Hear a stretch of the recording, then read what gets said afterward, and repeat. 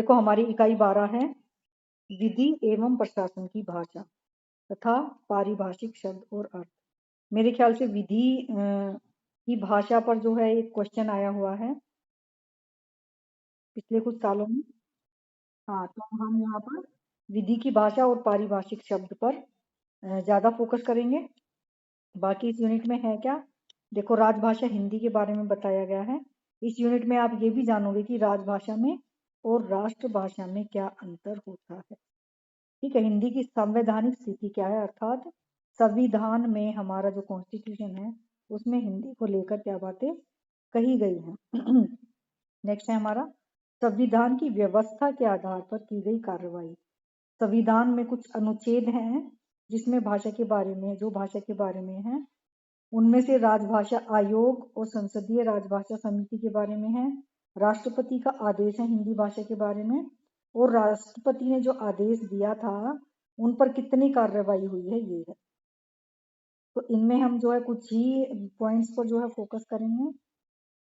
बाकी जो बच्चे ज्यादा जो है रीडिंग करना चाहते हैं वो उनके लिए मैंने अंडरलाइन करके छोड़ दिया है, तो वो खुद से पढ़ लें। नेक्स्ट है राजभाषा अधिनियम 1967। फिर है राजभाषा नियम 1976।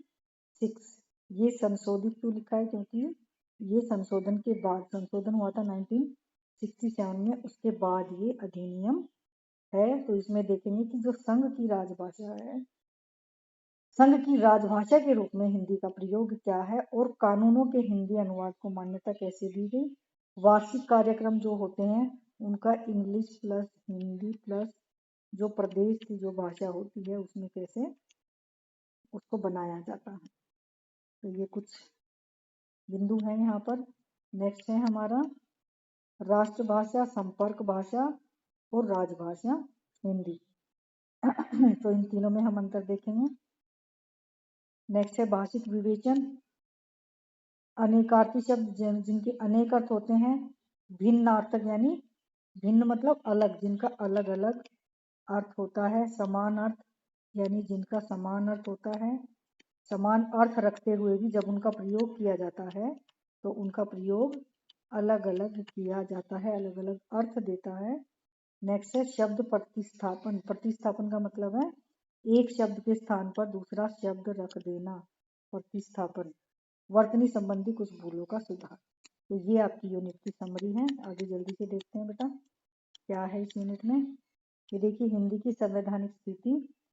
हिंदी इसमें बताया है कि स्वतंत्रता प्राप्ति के बाद कैसे जो है हिंदी राजभाषा स्वीकार की गई, और 26 जनवरी 1950 को जब संविधान लागू हुआ तो हिंदी को सरकारी राजकाज की भाषा स्वीकार कर लिया गया।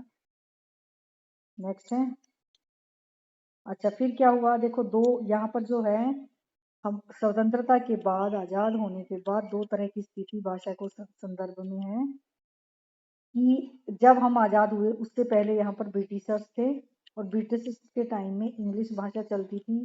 कोर्ट में भी, कचहरियों में भी, स्कूल्स में भी, कॉलेजों में भी, यानी हायर हायर लेवल पर भी, हायर स्टडी पर भी अंग्रेजी शिक्षा ही प्रचलित थी।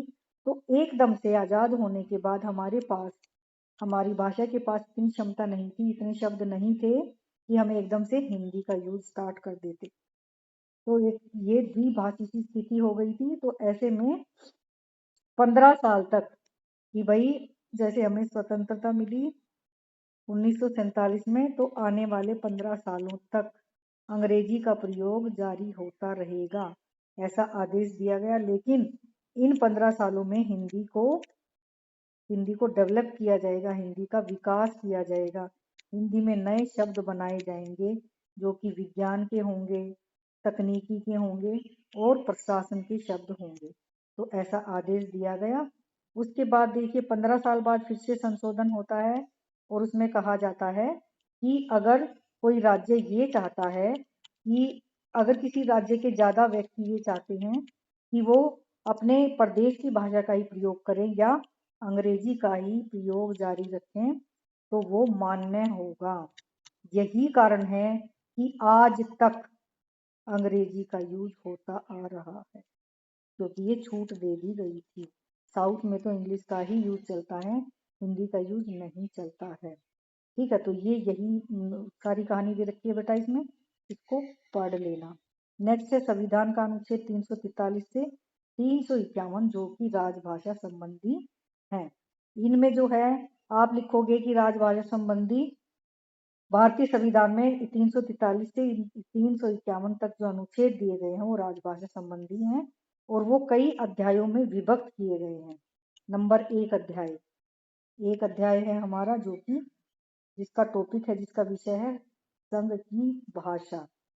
तो संघ की भाषा में बताया गया है कि जैसे देखो पहले हिंदी में ऐसे लिखते थे, एक दो, ये दो कुछ ऐसे लिखते थे, तीन ऐसे लिखते थे, चार ऐसे, पांच ऐसे, छह ऐसे, सात ऐसे, आठ ऐसे, 9 ऐसे और 10 ऐसे।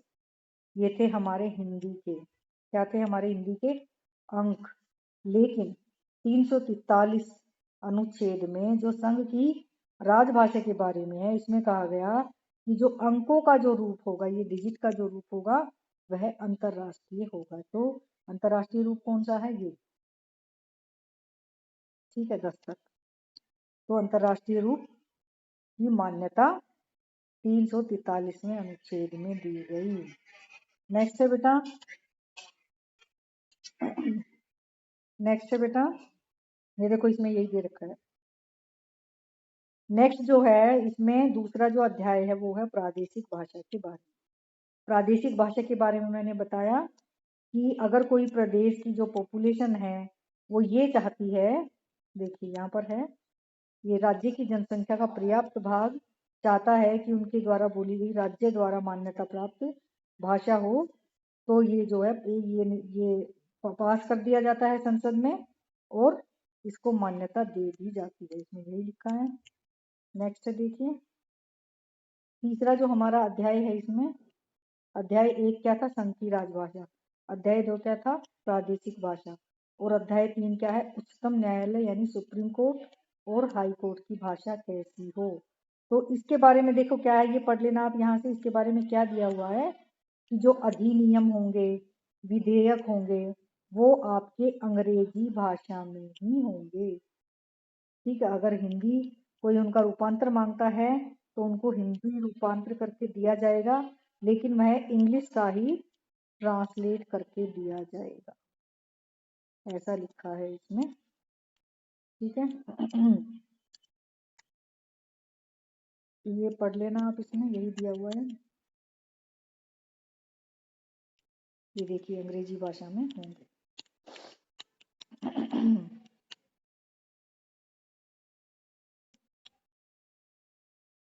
देखो हिंदी भाषा के विकास के लिए जो निर्देश दिए गए हैं वो अनुच्छेद 351 में दिए गए हैं। 8वीं अनुसूची में हमारी 22 भाषाएं हैं, उन 22 भाषाओं की लिस्ट यहाँ पर आपको देखने को मिलेगी, वो देख लेना आप कौन कौन सी भाषाएं हैं।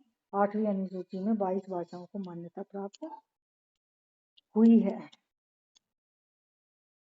देखो एक क्वेश्चन बन सकता है यहाँ से, हिंदी के विकास और प्रसार की जिम्मेदारी संघ सरकार ने किस तरह निभाई, या संघ सरकार ने हिंदी के विकास के लिए क्या क्या कदम उठाए। तो देखिए ये 4 कदम हैं।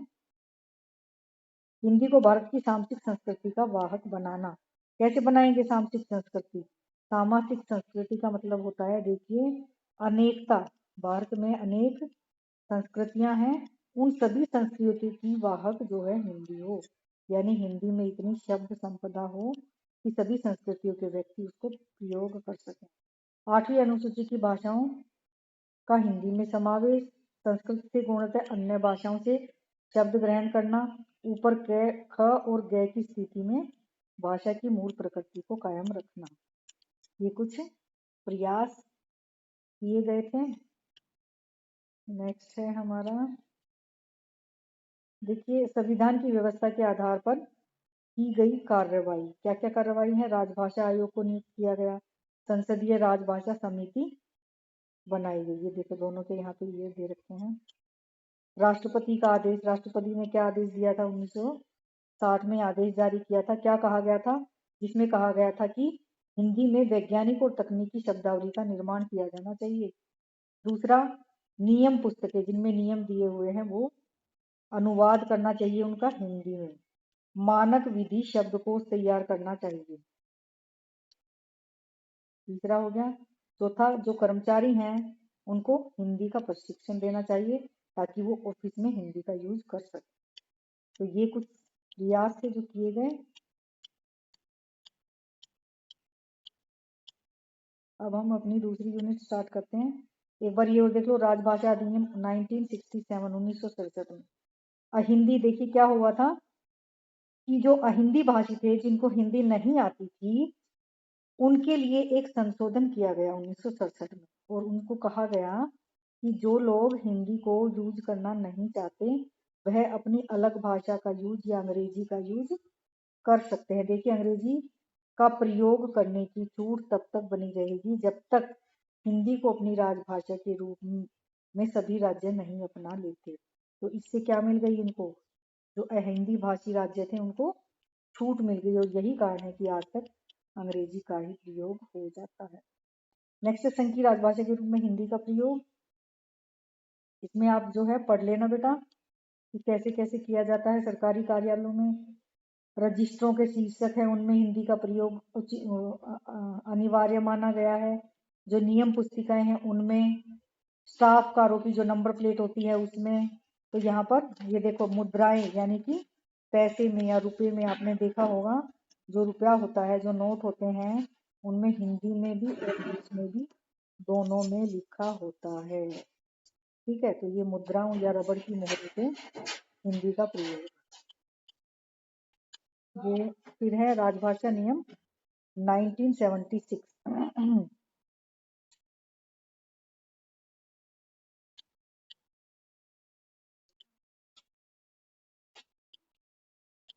अब हम चलते हैं जल्दी से अगली यूनिट पे।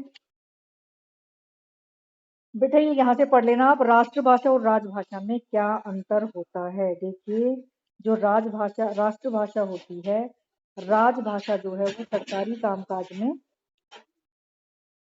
इस्तेमाल की जाती है, जबकि जो राष्ट्रभाषा है वह किसी देश की उस भाषा को कहते हैं जिसका इस्तेमाल पूरे देश या अधिकांश भाग में किया जाता है। उच्च कोटि का साहित्य लिखा जाता है जिसमें यह जिसका शब्द भंडार अधिक होता है। सामाजिक सांस्कृतिक परंपराओं की प्रतिनिधि भाषा होती है, उसको राष्ट्रभाषा बोलते हैं। जबकि राजभाषा का केवल सरकारी कामकाज में प्रयोग। ये भी राष्ट्रभाषा के बारे में भावनात्मक एकता को स्थापित करना, विदेशी शब्दों को ग्रहण करना, सीखने में आसान होना, ये सारे राष्ट्रभाषा के कुछ गुण हैं। संपर्क भाषा किसे कहते हैं, देखो संपर्क करना। संपर्क करना क्या मतलब होता है, एक व्यक्ति जब दूसरे व्यक्ति से संपर्क करता है किसी सिलसिले में, मान लो बात करने के लिए करता है या व्यापार के लिए करता है, तो वह जिस भाषा का प्रयोग करता है उसको संपर्क भाषा बोलते हैं। तो यहाँ पर देखिए, विभिन्न भाषा भाषियों के बीच विचारों में आदान प्रदान के लिए जिस भाषा का इस्तेमाल होता है उसे संपर्क भाषा कहा जाता है। पहले जो है संस्कृत थी हमारी, संस्कृत भाषा, फिर जो है हिंदी बन गई धीरे धीरे। राजभाषा हिंदी का स्वरूप कैसे, बेटा अच्छा ठीक है, देख लेते हैं। देखिए, सबसे पहले तो आप मान लो इस पर जो है क्वेश्चन आता है, तो सबसे पहले तो आप बताओगे कि राजभाषा किसे कहते हैं, अर्थ बताओगे। इससे भी पहले भूमिका लिख दोगे। भूमिका भूमिका में क्या लिखोगे, भाषा किसे कहते हैं, हिंदी भाषा के बारे में थोड़ा परिचय दोगे। लिपि की बताओगे कि हिंदी भाषा की लिपि देवनागरी है। फिर बताओगे स्वतंत्रता का। फिर बताओगे राजभाषा कौन बनी हमारी, राजभाषा में और राष्ट्रभाषा में क्या अंतर है। ये आपका पूरी एक शीट भर जाएगी इसमें, 1 से 1.25 शीट में भर जाएगी। संपर्क भाषा पर भी आया है। हाँ, तो जो किसी पर भी आए आप इन तीनों का हवाला दोगे, ठीक है। तो राजभाषा देखिए, तो राजभाषा क्या होती है, राज मतलब राजा। देखो यहाँ से आओ, राजा की भाषा, राजा की भाषा। ठीक है। राज का क्या मतलब होता है? राज करना। ठीक है। राज करना मतलब सरकार चलाना, यानी सरकारी कामकाज में जो भाषा प्रयोग होती है वह राजभाषा होती है। समझ गए इससे? राजा कौन होता है? राजा, राजा सरकार ही तो होता है एक तरह से, है ना? तो यहाँ से आप इसमें, हाँ बिल्कुल, शासन की भाषा। तो यहीं से आप अपने कॉन्सेप्ट को उठाओगे शब्द से और उसको एक्सप्लेन कर दोगे। ठीक है। फिर राजभाषा में और राष्ट्रभाषा में अंतर बता दोगे, साथ में संपर्क भाषा भी बीच बीच में लेते चलोगे। मेनली जो है राजभाषा होती क्या है? जो सरकारी कामकाज की भाषा होती। देखिए, सरकारी कामकाज की भाषा, प्रशासनिक कार्यों में जिसका प्रयोग होता है। आम आदमी और आम आदमी और सरकार के बीच की भाषा, सरकार के बीच की भाषा होती है। ठीक है। नंबर 1, नंबर 2, नंबर 3, नंबर 4 औपचारिक होती है, जबकि जो राष्ट्रभाषा होता है वह अनौपचारिक होती है। औपचारिक मतलब यहाँ पे शुद्धता का ध्यान रखा जाता है। ठीक है। दूसरा, अधिकारी कर्मचारी वर्ग की, अधिकारी कर्मचारी वर्ग या कार्यालयों की भाषा। यहाँ पे कार्यालयों भी जोड़ दोगे। 5 पॉइंट हो गए।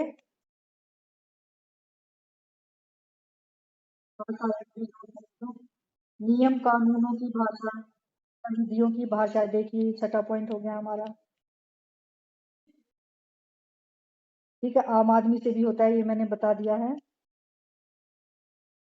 ठीक है। ये शासन व्यवस्था की रीढ़, ये लिखोगे, शासन की रीढ़। ठीक है। यानी शासन चलाने के लिए एक रीढ़ की हड्डी का काम कौन करती है? राजभाषा करती है। ओके, सातवां हो गया। नेक्स्ट है हमारा, देखो और क्या होना चाहिए राजभाषा की। ये तो हो गए प्रयोग, विशेषताएं क्या क्या होनी चाहिए उसमें, अब इन पर बात करेंगे हम। देखो, राजभाषा की जो विशेषताएं हैं वो क्या होनी चाहिए, यहाँ पे बता रही हूँ मैं। नंबर 1, सबसे पहले तो वो शुद्ध होनी चाहिए, 1 नंबर। दूसरा, एक अर्थी होनी चाहिए, एक ही अर्थ निकलना चाहिए। तीसरा, स्पष्ट होनी चाहिए। चौथा, साधारण, क्योंकि साधारण लोगों के बीच में कोई भी बिल पास होके आता है तो साधारण होनी चाहिए। और और बताओ क्या क्या हो सकता है बेटा? प्रतीकात्मक हाँ, प्रतीकात्मक नहीं होनी चाहिए। जिस तरह से साहित्य की भाषा होती है ना, प्रतीकात्मक होती है, वैसे ये नहीं होनी चाहिए। छठा, कल्पना इसमें नहीं होनी चाहिए। ठीक है। और क्या होता है? पारिभाषिक शब्दों के साथ अर्थ भी उसमें होने चाहिए। ठीक है। सातवां हो गया। ठीक है। आठवां, सत्यता होनी चाहिए। ठीक है। आठवां, नौवां, उसमें तार्किकता होनी चाहिए, यानी कि जो कथन कहा गया है वह सही है या नहीं उसके लिए तर्क होना चाहिए। और बताओ, एक और लिख लो, 10 हो जाएंगे पूरे। 10वां पॉइंट अभी खोजते हैं। देखो, ये सारे मैंने नोट कर रखे हैं, आप यहाँ से पढ़ लेना, बिल्कुल उन्हीं को मैं।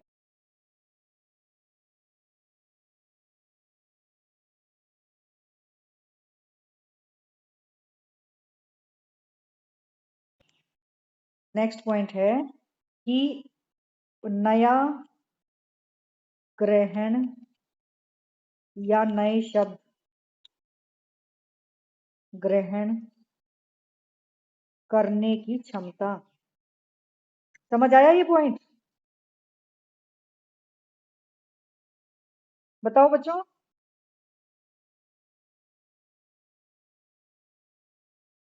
ठीक है, तो इस तरह से ये 10 पॉइंट हमारे बन जाते हैं। अब ये बताओ, ये रब कर दूं या लिख के रहने दूं, जल्दी बताओ।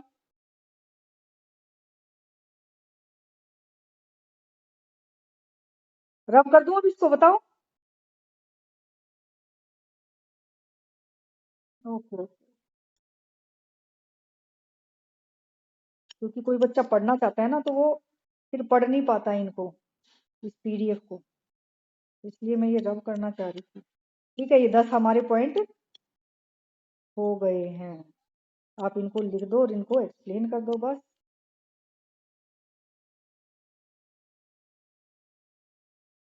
हो जाएगा इस पे 10 नंबर का, बस 20 नंबर का टिप्पणी हो जाएगी।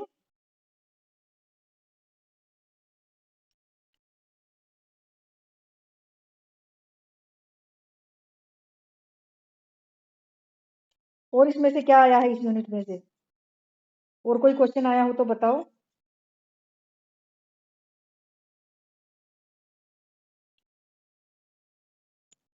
ठीक है बेटा, ये वो आपका हो जाएगा इस तरह से। नेक्स्ट है विधि की भाषा। देखो ये काफी इंपॉर्टेंट क्वेश्चन है, विधि की भाषा। ये कुछ मैंने अंडरलाइन कर रखा है। कैसी होनी चाहिए? वस्तुनिष्ठ होनी चाहिए, एकार्थक होनी चाहिए, निश्चित होनी चाहिए। ठीक है, शैलीगत उसमें सौंदर्य की बजाय उसमें अर्थ की निश्चितता होनी चाहिए।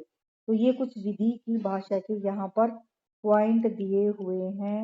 इन पॉइंट्स को आप नाम दे सकते हैं। पांचवा हो गया, शब्द प्रयोग छठा हो गया। ठीक है,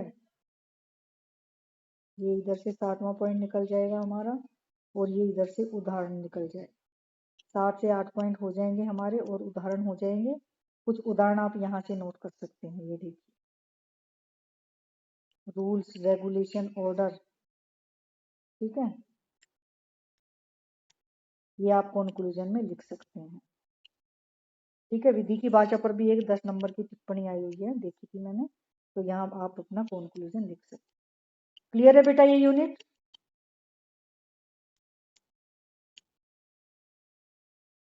ठीक है बेटा, अब और रहती है तुम्हारी एक यूनिट, वो मैं कराऊंगी बेटा, शाम को ही करा पाऊंगी वो तो मैं।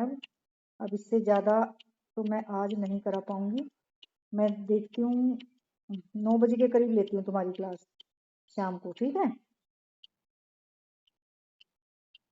एक यूनिट रहती है ना हमारी लास्ट की, जिसमें वाणिज्य की भाषा है। इससे अगली यूनिट का नाम बताओ जरा मुझे।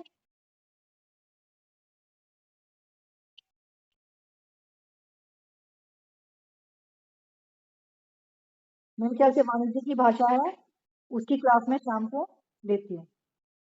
ठीक है।